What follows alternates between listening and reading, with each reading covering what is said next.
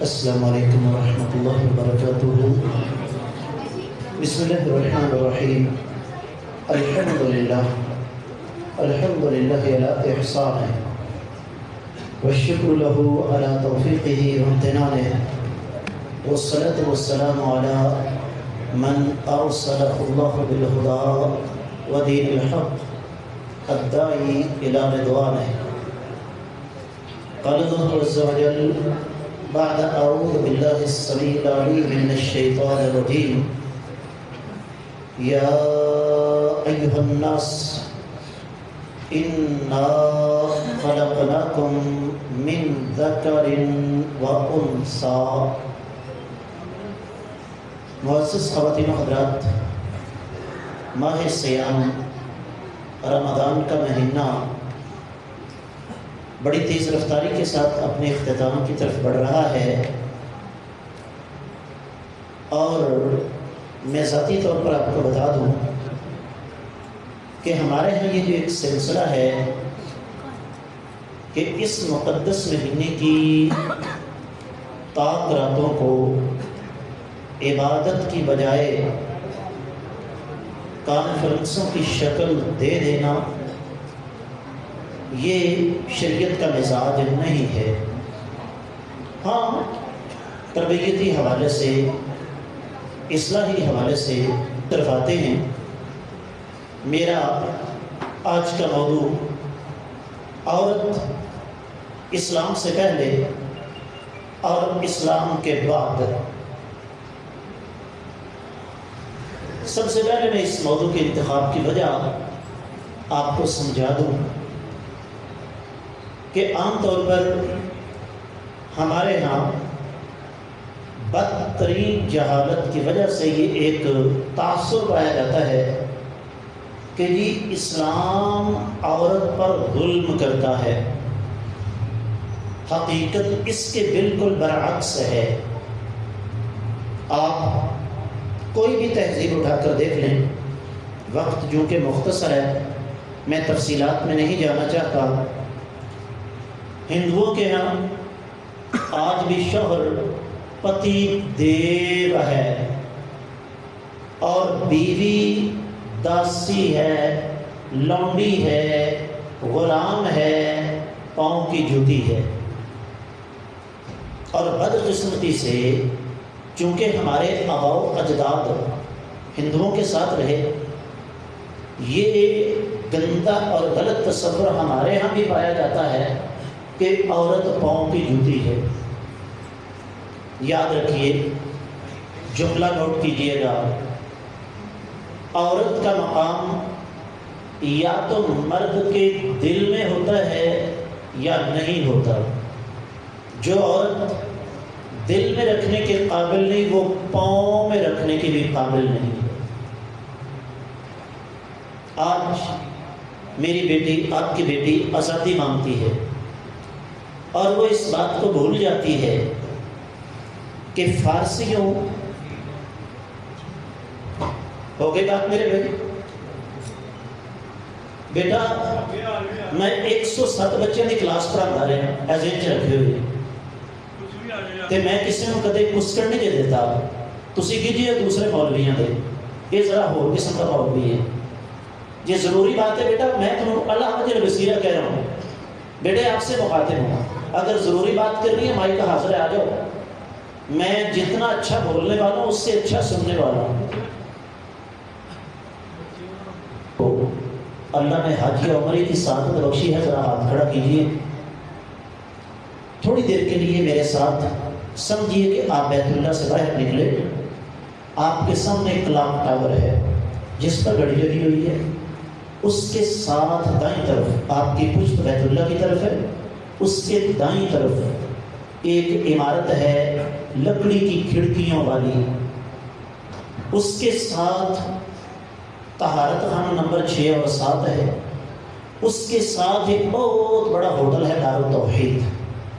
اس کی پچھلی جو سڑک ہے نا، اس کو شارع ابراہیم خلیل کہتے ہیں۔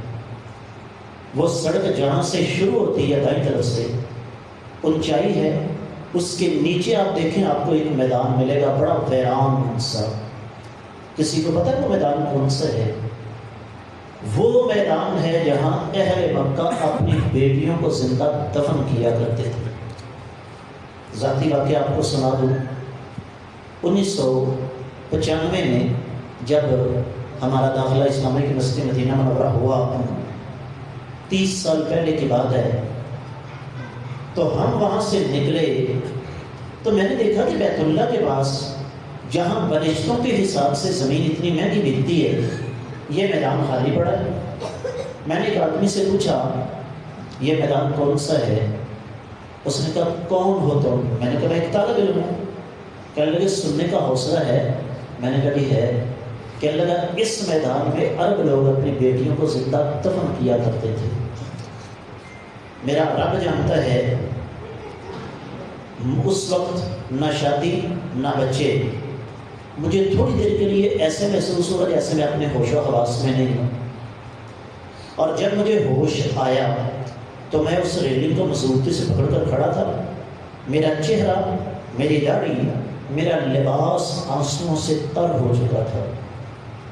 36 سال سے زیادہ عرصہ ہو گیا مجھے ممبر پر کھڑے، تقریباً دنیا کے ہر موضوع پر میں نے بات کی، لیکن آج تک اس صحابی کا واقعہ میں نے بیان نہیں کیا جس نے آقا علیہ السلام کے سامنے آ کر اعتراف کیا کہ میں نے 100 بیٹی دفن کی ہے۔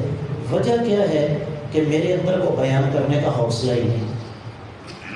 اب یہ تھوڑا سا میں نے تعارف کروایا آپ کو، عورت اسلام سے پہلے کیا تھی، بعد میں جا کر وقت ملا تو اس پر بھی بات کریں گے کہ آج ترقی یافتگان نے عورت کے ساتھ کیا سلوک کیا۔ لیکن آئیے اپنی بیٹیوں کو یہ بات سمجھائیں کہ اسلام نے تمہیں کیا دیا، اسلام تمہیں کیا کہتا ہے۔ وَلَهُنَّ مِثْلُ الَّذِي عَلَيْهِنَّ بِالْمَعْرُوفِ، جتنا حق شوہر کا ہے اتنا ہی حق بیوی کا ہے۔ جس طرح عورت کی ذمہ داریاں ہیں ویسے ہی اس کے حقوق ہیں۔ یہ کس نے کہا جی؟ اللہ نے۔ یہ اسلام ہے جو کہتا ہے وَعَاشِرُوهُنَّ بِالْمَعْرُوفِ۔ اور ظالموں، ایک آدمی نے بیٹی کو اپنے گھر میں جنم دینے کے بعد 20-25 سال تک پالا پوسا، جوان کیا، گھرداری سکھائی، اس کی تربیت کی، اس کو ایک مثالی عورت کا روپ دے کر نکاح نامی ایک معاہدے کے تحت تمہارے حوالے کر دیا ہے۔ تمہارا فرض ہے کہ تم اس کے ساتھ اچھا سلوک کرو۔ کس کا حکم؟ اللہ کا۔ یہ اسلام ہے جو کہتا ہے فَلَا تَعْضُلُوهُنَّ، اپنی بیویوں کو بغیر کسی وجہ سے چھوڑو مت۔ یہ قرآن ہے جو کہتا ہے وَمَتِّعُوهُنَّ، اپنی بیویوں کی نگہداشت کرو۔ یہ قرآن ہے جو کہتا ہے وَلَا تُضَارُوهُنَّ لِتُضَيِّقُوا عَلَيْهِنَّ، اپنی بیویوں کو تنگ کرنے کے لیے ان کو اذیتیں مت دو۔ یہ قرآن ہے جو کہتا ہے فَآتُوهُنَّ أُجُورَهُنَّ فَرِيضَةً، اسلام سے پہلے نکاح کے لیے عورت کو حق مہر دینے کا تصور تھا ہی نہیں۔ اسلام نے آ کر یہ کہا کہ حق مہر جو ہے وہ عورت کو دینا چاہیے، یہ تم پر فرض ہے۔ اور یہ اسلام ہے جو کہتا ہے وَلِلنِّسَاءِ نَصِيبٌ مِّمَّا تَرَكَ الْوَالِدَانِ وَالْأَقْرَبُونَ، عورتوں کے لیے والدین اور قریبی رشتہ داروں کی جائیداد میں حصہ ہے۔ اور یہ میں آپ کو بتا دوں، عورت بیٹی ہے، عورت بیوی ہے، عورت بہن ہے، عورت ماں ہے۔ شریعت نے وراثت کی صورت میں ہر حال میں عورت کو حصہ دیا ہے۔ آگے بڑھیے، یہ قرآن ہے جو کہتا ہے وَآتُوهُم مِّن مَّالِ الَّذِي آتَاكُمْ، اگر زمانہ جاہلیت میں لونڈیاں بن گئی تھیں عورتیں، وہ اگر آزادی حاصل کرنا چاہیں تو تم زکوٰۃ کا مال دے کر، صدقے کا مال دے کر، بیت المال میں سے پیسے خرچ کر کے ان کو غلامی سے آزاد کرواؤ۔ اسلام نے آ کر لونڈی اور غلام کے نظام کی جڑوں کو کاٹ دیا۔ آج بعض بدبخت یہ بکواس کرتے ہیں کہ اسلام میں لونڈی کا تصور کیا ہے۔ جس طرح سوائے اس کے اور کوئی موضوع ان کو ملتا ہی نہیں۔ پھر یہ اسلام ہے جو کیا کہتا ہے، ہن لباس لکم وانتم لباس لہن، اور مردو تمہاری بیویاں تمہارا لباس ہیں، تم ان کا لباس ہو۔ اب اس پر بھی بہت کچھ کہا جا سکتا ہے۔ لباس، اس کی کم از کم 2 نقطے تو ذہن میں رکھیے۔ سب سے پہلے لباس کا فرد ہے کہ وہ جسم کو ڈھانپ کر رکھے، اور دوسرا فرد کیا ہے، لباس ہمارے جسم کی زیب و زینت ہے۔ اس پر انشاءاللہ بعد میں بات کریں گے۔ اور پھر یہ قرآن ہے جو کیا کہتا ہے، فَإِمْسَاكٌ بِمَعْرُوفٍ أَوْ تَسْرِيحٌ بِإِحْسَانٍ، بیوی کو یا تو انسان کے بچوں کی طرح گھر میں بساؤ، اگر سمجھتے ہو کہ وہ بس نہیں سکتی تو بڑے احسن انداز سے اس کو آزاد کر دو۔ جنہوں نے دین کو سمجھا، ایک مثال لے لیجیے، گجرانوالہ میں ایک بھائی مجھے ملا، مجھے کہتا جی میری شادی ہوئی، شادی کے بعد مجھے اگلے دن سسرال آنا پڑا ولیمے کے بعد۔ میں جب جانے لگا تو میں نے بیوی سے کہا تیار ہو جاؤ، کہنے لگی جی آپ چلے جائیں میں بعد میں آؤں گی۔ کہتے میں چلا گیا، کہتے مجھے تیسرے دن ایک رجسٹرڈ خط ملا، وہ میری بیوی کی طرف سے تھا۔ اس نے کہا جی آپ بہت اچھے انسان ہیں، میرے دل میں آپ کی بڑی عزت ہے، لیکن میں محسوس کرتی ہوں کہ میرے اور آپ کے درمیان ذہنی فاصلہ بہت زیادہ ہے۔ اس سے پہلے کہ مستقبل میں مزید پریشانیاں ہمیں گھیریں، میری آپ سے گزارش ہے کہ آپ مجھے آزاد کر دیں۔ میرا آپ کے ساتھ وعدہ ہے میں زندگی بھر آپ کی عزت بھی کرتی رہوں گی، کبھی آپ کی ضرورت پیش آئی تو آپ سے رابطہ بھی ضرور کروں گی۔ میرا وہ بھائی کہتا ہے میں نے 1 منٹ نہیں لگایا، والدین سے نہیں پوچھا، کسی سے نہیں پوچھا، طلاق نامہ لکھا اور اس کو پوسٹ کر دیا۔ کہتا ہے اس لڑکی کی بھی شادی ہو گئی، میری بھی ہو چکی ہے، اس کے بھی بچے ہیں، میرے بھی بچے ہیں، آج بھی کبھی کوئی مسئلہ مسائل پوچھنا ہو تو وہ مجھے فون کر دیتی ہے۔ یہ اسلام ہے۔ آگے بڑھیے، آپ نے کچھ آیات مبارکہ سنی، احادیث سن لیجیے۔ کائنات کے امام صلی اللہ علیہ وسلم کا فرمان، استوصوا بالنساء خیرا، اپنی بیویوں کے بارے میں اچھی نصیحت کو قبول کرو۔ اور پھر نبی علیہ السلام کا فرمان، کوئی مومن مرد کسی مومن عورت کو بلا وجہ مت چھوڑے، اگر چھوٹی موٹی وجہ ہے تو اس کی اچھائیوں کو یاد کرے، اس کو سمجھ آ جائے گی کہ میں جس طرح میں انسان ہوں یہ بھی انسان ہے، اگر اس سے غلطی ہو گئی ہے تو مجھ سے بھی غلطی ہو سکتی ہے، ہمیں مل جل کر گزارا کرنا چاہیے۔ نبی علیہ السلام کا فرمان، فرمایا خیرکم خیرکم لأہلہ وَأَنَا خَيْرُكُمْ لِأَهْلِي۔ معزز خواتین توجہ کے ساتھ سنیں، فرمایا تم میں سے بہترین مرد وہ ہے جو اپنی بیوی اور بچوں کے ہاتھ میں بہتر ہو، اور میں محمد صلی اللہ علیہ وسلم تم میں سب سے زیادہ اپنی بیوی اور بچوں کے ہاتھ میں بہتر ہوں۔ ہمارے ہاں مصیبت کیا ہے کسی کو پتہ ہے؟ سوال کر سکتا ہوں آپ سے، عورت کا سب سے بڑا دشمن کون ہوتا ہے؟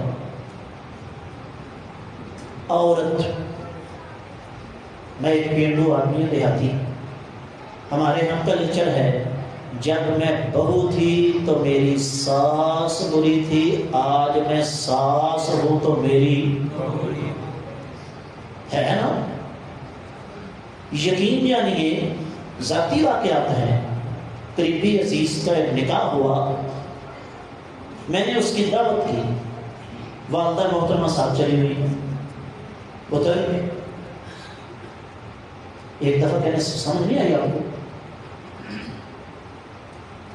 اور میں نے کہا خالہ جی تسی کیویں لے تے میں نو پتر نو کلے چھڑ دیاں، میں کیا خیر نو بلی چوک کے لے چلیے۔ جب بچے کا نکاح کریں ان کو آزادی کے ساتھ اپنی زندگی جینے دیں۔ ہاں جہاں کہیں کوئی رکاوٹ پیش آ جائے، کوئی مشکل پیش آ جائے، بزرگ کس لیے ہوتے ہیں؟ دونوں کو بٹھایا، بیٹا یوں نہیں تو یوں، گڑبڑ نہیں ہونی چاہیے اور امن انداز سے زندگی گزارو۔ تو اس لیے نبی علیہ الصلوۃ والسلام نے جو فرمایا نا، خیرکم خیرکم لأہلہ وانا خیرکم لأہلی، اس کا معنی کیا ہے؟ یاد رکھیے، انسانی تاریخ کا سب سے پہلا رشتہ میاں بیوی کا تھا، انسانی تاریخ کا طویل ترین رشتہ میاں بیوی کا ہے، انسانی تاریخ کا نازک ترین رشتہ میاں بیوی کا ہے، انسانی تاریخ کا مضبوط ترین رشتہ۔ آدھا گھنٹہ بہت تھوڑا تھا، اس موضوع کے لیے میں آگے بڑھتا ہوں۔ اللہ کے رسول صلی اللہ علیہ وآلہ وسلم نے کیا ارشاد فرمایا؟ من سعادت ابن آدم المرأة الصالحہ، ایک انسان کی سب سے بڑی سعادت یہ ہے کہ اللہ تعالیٰ اسے نیک بیوی عطا فرما دے۔ یہ ہم مرد ہیں، نبی علیہ السلام نے کیا فرمایا؟ دو حدیثیں سن لیجیے۔ یہ جو بیویاں کہتی ہیں نا کہ جناب اسلام ہم پر سختی کرتا ہے، اللہ کی قسم اٹھا کہتا ہوں، جتنی آسانی جنت میں جانے کے لیے خواتین کے لیے ہے، مردوں کو اس کا 10واں حصہ بھی مل جاتا، ایک بندہ بھی جہنم میں نہ جاتا۔ سنیے آقا علیہ السلام کا فرمان، فرمایا اذا صلت المرأة خمسها وصامت شهرها وطاعت زوجها وحافظت فرجها، ایک عورت 4 کام کر لے، کتنے بھائیو؟ 4۔ 5 نمازیں، رمضان کے روزے، اپنی عزت کی حفاظت کرے اور اپنے شوہر کی اطاعت کرے، ملے گا کیا؟ قیامت کے روز رب کائنات فرمائیں گے جا میری بندی، جنت کے 8 دروازے کھلے ہیں، جہاں مرضی داخل ہو۔ پورے قرآن میں آپ کو سورۃ الرجال نہیں ملے گی، سورۃ النساء اللہ نے نازل فرما دی۔ کن کے حقوق کے لیے؟ ساڑھے حقوق تھے آئی کوئی، مرد کے صرف پیدا ہونے کی خوشی ہوتی ہے، لوگ مڑا ہو گیا، اس کے بعد جو ہی اس نے چلنا شروع کرنا ہے، یہاں پھر ذرا دوسرا پہلو بھی سامنے رکھ دو نا۔ آقا علیہ السلام نے خواتین کو اسپیشل مخاطب کیا، فرمایا یا معاشر النساء تصدقنا فإنی رأیتکن اکثر اہل النار، اے بیویوں صدقہ کیا کرو، میں نے تمہاری اکثریت کو جہنم میں دیکھا ہے۔ ایک صحابیہ، اللہ کے رسول صلی اللہ علیہ وسلم، مالنا اکثر اہل النار، ہماری اکثریت جہنم میں کیوں جائے گی؟ فرمایا تکثرن اللعن وتکفرن العشیر، تمہارے اندر 2 بیماریاں ہیں، ایک تو تم زبان کی حفاظت نہیں کرتی، دوسرا اپنے شوہروں کی ناشکری اور نافرمانی کرتی۔ اب ذرا یہ دوسری طرف ذرا اپنے حضرات کی بھی خبر لے لو نا، یہ مرد حضرات لفظ غلط ہے جی، مرد بھی اور حضرات بھی۔ اب خواتین کی اکثریت جہنم میں، تو پھر مردوں کی اکثریت جنت میں۔ ہم مردوں نے یقین جانیے اپنی کمینگی، اپنی ضلالت، بلکہ اس سے سخت لفظ استعمال کروں گا، اپنی بے غیرتی کی وجہ سے دوزخ میں جانا ہے، ورنہ ایک حقیقی مرد کے ساتھ اس دنیا کے اندر جو سلوک ہوتا ہے یہ پکا جنتی ہے۔ یہ اسلامی تصور کی بات کر رہا ہوں۔ مثال کے طور پر سورۃ النساء ہے، اللہ تعالیٰ کیا فرماتے ہیں؟ الرجال قوامون علی النساء بما فضل اللہ بعضهم علی بعض وبما انفقوا من اموالهم، مرد عورتوں پر حاکم ہیں 2 وجہ کی بنا پر۔ پہلی وجہ جو فطری طور پر اللہ تعالیٰ نے مرد کو عورت پر فوقیت دی ہے۔ عورت ڈرائیونگ کیوں نہیں کرتی، کیوں نہیں کر سکتی؟ اس لیے کہ ڈرائیونگ اعصاب کا کھیل ہے۔ بسا اوقات آپ کے پاس 1 سیکنڈ کا 10واں حصہ ہوتا ہے فیصلہ کرنے کے لیے کہ میں یہاں سے گزر جاؤں یا کہ یہاں پر رکا رہوں۔ درست ہے، عورت کے اندر یہ فیصلہ کرنے کی طاقت نہیں، عورت جج نہیں بن سکتی، یہ عورت کی توہین نہیں، اس کی شان ہے۔ ذرا دوسری طرف چلے جائیے، بس کی چھت پہ بیٹھ کے 50 60 100 کلومیٹر سفر کر لینا، وہ بھی دسمبر جنوری کے دنوں میں یہ مرد کا حوصلہ ہے، عورت کے لیے ممکن نہیں۔ بات آگے بڑھتی ہے کیونکہ صرف 9 منٹ کا وقت باقی ہے۔ اسلام نے عورت کو کیا کچھ حقوق دیے؟ یاد رکھیے، میں ایک نقطہ بھول گیا۔ قرآن کہتا ہے وَبِمَا أَنفَقُوا مِنْ أَمْوَالِهِمْ، عورت کے تمام اخراجات مرد کے ذمے ہیں۔ شاید جو میں وہ کہنے لگا ہوں اکثریت کو اچھا نہ لگے، یاد رکھیے کمائی کرنا یہ عورتوں کا کام نہیں ہے۔ اور یہ بھی میری بات نوٹ کر لیجئے، عورت کی کمائی میں رب کائنات نے برکت نہیں رکھی۔ اس کا مطلب یہ نہیں کہ عورت ڈاکٹر نہ بنے، عورت لیڈیز پولیس آفیسر نہ بنے، یہ کام کرے لیکن 2 شرطوں کے ساتھ۔ پہلی شرط گھر کا سسٹم ڈسٹرب نہ ہو، اور دوسری شرط خدمت کی نیت سے یہ کام کرے، پیسے کمانے کی نیت سے یہ کام نہ کرے۔ میں ایسی خواتین کو جانتا ہوں، رب کائنات نے کمائی کروڑوں کے اندر رکھی ہے، شوہر انگوٹھے لگاتے ہیں، چٹے ان پڑھ ہیں، لیکن شوہر کو اس عورت نے سرتاج کا مقام دے رکھا ہے۔ اور یہ کوئی میں خلائی مخلوق کی بات نہیں کر رہا، وہ خواتین زندہ ہیں، موجود ہیں۔ ماہ سیام کی 27 تاریخ کو اتنی بڑی مجلس میں بیٹھ کر میں ان کے لیے دعا کر رہا ہوں، ایسی خواتین کو اللہ تعالیٰ جزائے خیر عطا فرمائے۔ آمین۔ آج ہماری بیٹی، اس کے لیے پردہ عذاب ہے۔ مجھے ایک بات بتائیے، جب آپ بازار جاتے ہیں تو کبھی آج تک کسی نے یہ دیکھا کہ سونے اور چاندی کے بنے ہوئے زیورات کسی نے فٹ پاتھ پر رکھے ہوں؟ اس کا مطلب کیا ہوا کہ قیمتی چیزیں چھپا کر رکھی جاتی۔ اسلام اگر عورت کو پردے کا حکم دیتا ہے، ساری دنیا کی خواتین پردہ اتار دے، میرے اللہ کا کوئی نقصان ہے؟ یہ عورت ننگا ہو گیا نا، کیا بگاڑ لیا انہوں نے اللہ کا؟ اور یاد رکھیے گا، آج اسلام پر تان توڑنے والے انٹرنیٹ کا دور ہے، 2025 کے اندر بیٹھے ہوئے ہیں۔ میں آپ سے یہ سوال کرتا ہوں کہ کس مسلمان نے لاکھوں یا کروڑوں کی تعداد میں پورن ویب سائٹس بنائی ہیں؟ کس مسلمان نے ڈیٹ پتر، مائک دے دوں، کس مسلمان نے ڈیٹنگ ویب سائٹس بنائی ہیں؟ عورت کو کچھا پہن کے ناچنے پر مجبور کس مسلمان نے کیا ہے؟ عورت کو ماڈلنگ پر مجبور کس قرآن و حدیث کا حکم ہے؟ عورت کو شمع محفل کون بناتا ہے؟ میوزک کی تھاپ پر نچاتا کون ہے عورت کو؟ یہ اسلام ہے۔ کسی کو اس بات کا پتہ ہے لفظ عورت اس کا معنی کیا ہے؟ جانتے ہیں آپ لوگ؟ یہ لمبی تا جو آخر میں آئی ہے نا، یہ ہماری اردو اور فارسی میں ہے، ورنہ اصل میں عربی زبان میں لفظ عورتن ہے۔ اور جا کر عربی لغت دیکھیے، لفظ عورتن جسم کے اس حصے کو کہتے ہیں جو انسان کسی کے سامنے بھی کھول نہیں سکتا۔ اتنی قیمتی چیز شریعت نے عورت کو قرار دیا۔ اور پھر ضمناً ایک بات یاد آئی تو آپ سے ایک سوال پھر کروں گا۔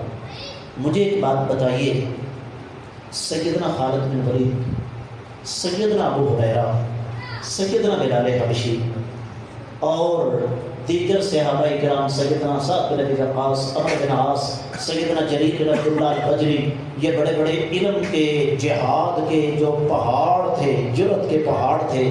پھر آگے بڑھیے، محمد بن قاسم، یہ سلطان محمود غزنوی، یہ جناب آپ کا احمد شاہ ابدالی، حیدر علی، ٹیپو سلطان، اور پھر تھوڑا سا پیچھے چلے جائیے، صلاح الدین ایوبی۔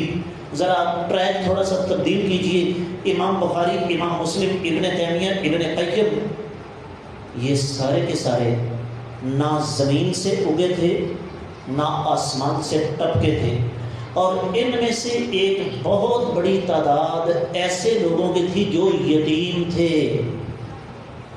سوال، آج سینکڑوں سال گزرنے کے باوجود ان لوگوں کا نام زندہ ہے؟ اللہ کے بعد انہیں اس مقام تک پہنچانے کا سہرا کس کے ساتھ ہے؟ ماں کے۔ امام بخاری یتیم پیدا ہوئے، کیا سمجھتے ہیں 256 ہجری میں ایک آدمی کی روح نکل گئی جس کا نام محمد بن اسماعیل بخاری تھا، تو وہ مر گیا؟ اللہ کی قسم جب بھی پوری دنیا میں کوئی شخص صحیح بخاری کھولتا ہے تو امام بخاری زندہ ہو جاتے ہیں۔ سوال ہے، آج ہمیں کوئی امام بخاری نہیں ملتا۔ آج قبلہ اول تڑپ رہا ہے، غزہ کٹ رہا ہے، مسلمان گاجر مولی کی طرح وہاں سوا ہو رہے ہیں، اور یہودی جا کے صلاح الدین ایوبی کی قبر کو ٹھڈا مار کے ٹھوکر مار کے کہتا ہے ایوبی اٹھ، دیکھ تیرے قبلہ اول پر ہم نے دوبارہ قبضہ کر لیا۔ آج ہمیں یہ بڑے بڑے نام کیوں نظر نہیں آتے؟ کبھی سوال پہ غور کیا؟ سنو، بات تلخ ہے، آج وہ زمینیں بنجر ہو چکی ہیں جہاں یہ فصل اگا کرتی تھی۔ آج وہ کوکھیں نہیں رہی، آج وہ گودے نہیں رہی۔ ایک وقت تھا، اور یاد رکھیے آخری 2.5 منٹ باقی ہیں، میں آپ کو سمجھا دوں، بچوں کی تربیت اور پرورش یہ فیمیل جاب ہے۔ اللہ تعالیٰ نے یہ جو حدیث پاک ہے نا نبی علیہ السلام کی، صحابی آگے تھے، اللہ کے رسول صلی اللہ علیہ وسلم سب سے زیادہ میرے حسن سلوک کا حقدار کون؟ فرمایا تیری۔ پھر پوچھا کون؟ پھر فرمایا۔ پھر پوچھا کون؟ پھر فرمایا۔ اور چوتھا حق کس کا ہے؟ کیوں؟ ماں کے قدموں تلے جنت ہے تو باپ کے قدموں تلے کانٹے ہیں کیا؟ لیکن نبی علیہ السلام کا فرمان ہے نا کہ ماں کے قدموں تلے جنت ہے۔ کیوں بھائی؟ اس وجہ سے انسان ہو یا جانور، بچوں کی تربیت اور پرورش میں سب سے زیادہ کردار کس کا ہے؟ ایک ہوتا ہے بادشاہ، ایک ہوتا ہے بادشاہ گر۔ اسلام کی نظر میں عورت بادشاہ گر ہے،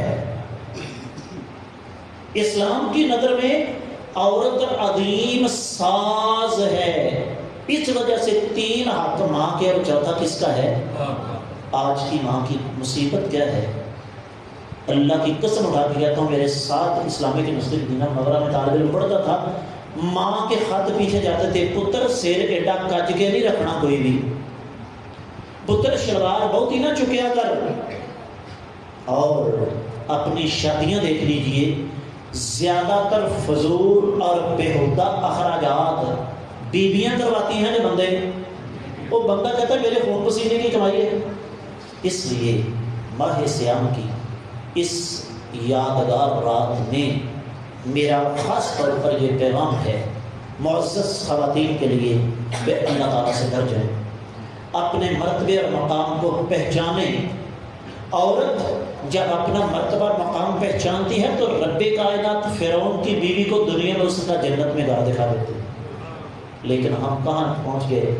راستہ بھٹک گئے۔ یوں ٹرن لینا ہوگا، واپس آنا ہوگا، اپنی ذمہ داریوں کو سمجھنا ہوگا، دین کو سیکھ کر اس کے مطابق اپنے بچوں کی تربیت کریں۔ میری اللہ سے دعا ہے یہ جو ٹوٹی پھوٹی جب گزارشات میں نے کی ہیں، اللہ تعالیٰ ہمیں ان کو سمجھ کر ان پر عمل کرنے کی توفیق عطا فرمائے۔ وما علیہ الا البلاغ المبین۔ والسلام علیکم ورحمۃ اللہ وبرکاتہ۔